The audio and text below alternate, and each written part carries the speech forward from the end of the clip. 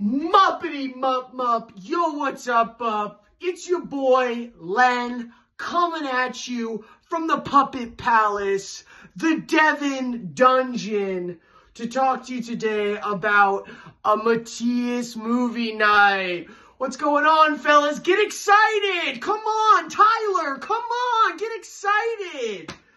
What does a Mathias movie mean to me? Mathias movies all just about getting the fellas together. Mathias and Quinn argue a little bit about the movie we're gonna watch. And then guess what happens? Mathias picks some insane, gore-filled, softcore porn movie. And the fellas maybe smoke a little bit, drink some brews in Quinn's basement. It's a great time. All right, fellas. Love you all. Enjoy the movie. Yeah. To me, the Mathias movie is about coming together for a shared experience where we get to witness cinematic masterpieces on the TV in Quinn's basement. It really brings together the crybabies and the culture in a way that I don't think any other medium could. Most of the time through force, but I do think we find common ground in watching, experiencing, witnessing, and sometimes discussing afterwards the deep, emotional, intellectual ideas, themes of these cinematic beauties.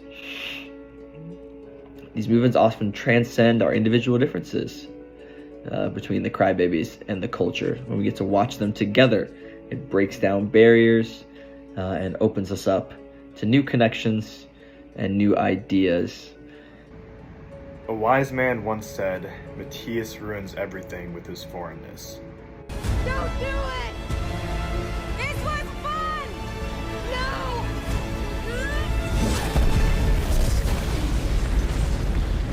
As it turns out, movie nights are no exception.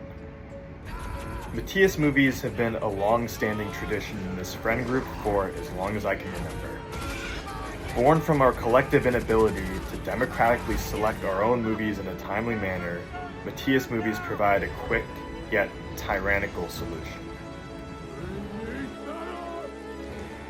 Anti-Mathias movie protests were common early on, but they were not strong enough to challenge Mathias's repeated unpopular selections. Drunk with his newfound power, Mathias seized the opportunity to create an authoritarian regime in which he held sole movie selection power for every movie night he attended. While I cannot condone Mathias's egregious disregard for our movie-watching liberties, I would be lying if I said every Mathias movie was terrible. While most are unenjoyable or simply bizarre, some Mathias movies provide highly captivating viewing experiences, especially when they venture into the horror genre.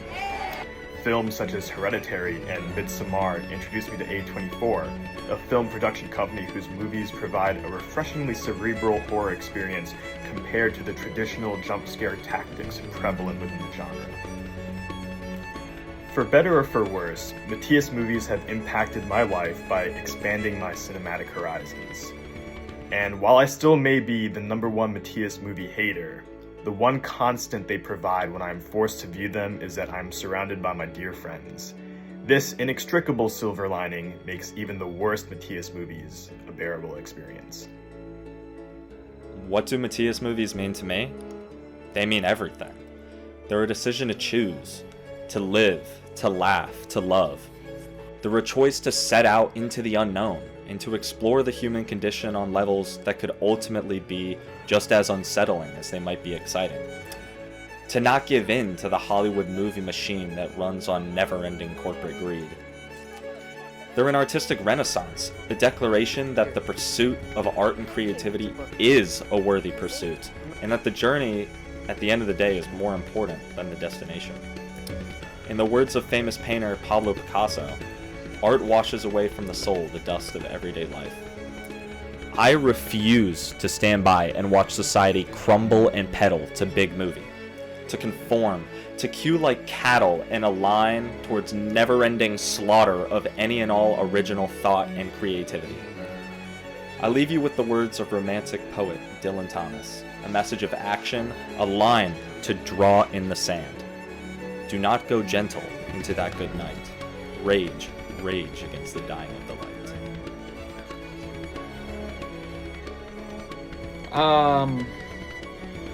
I kind of created the term Mathias movie.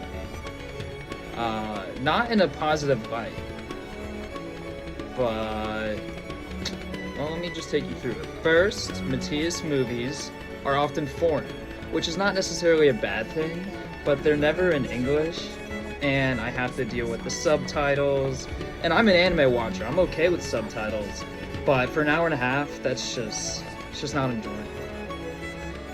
2, they're never free. You gotta rent them, cost money, or watch with a free trial subscription, in which I then have to unsubscribe.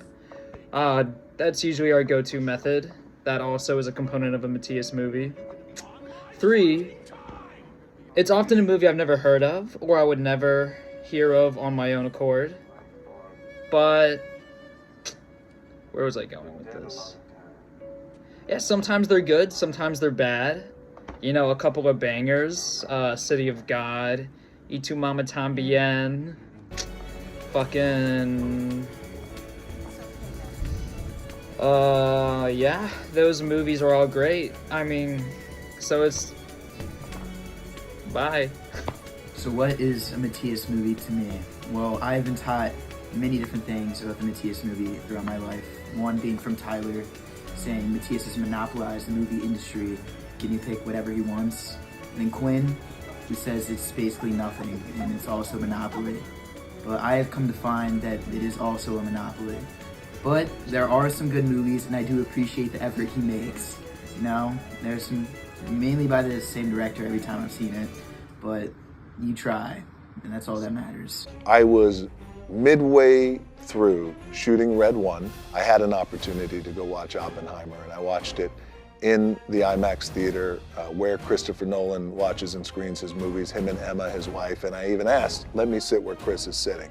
So they said, Chris sits here to enjoy the movie. So I sat where Chris sat. I watched Oppenheimer, it was amazing. But I was thinking, holy shit, this thing, Red 1 on this screen, with this technology, it's gonna be game over. Hey everyone, let me just start by saying I am so happy to see you all here gathered, all your smiling faces. I'm so happy to be announcing the lineup for Winter 2024 Mathias Movie Marathon.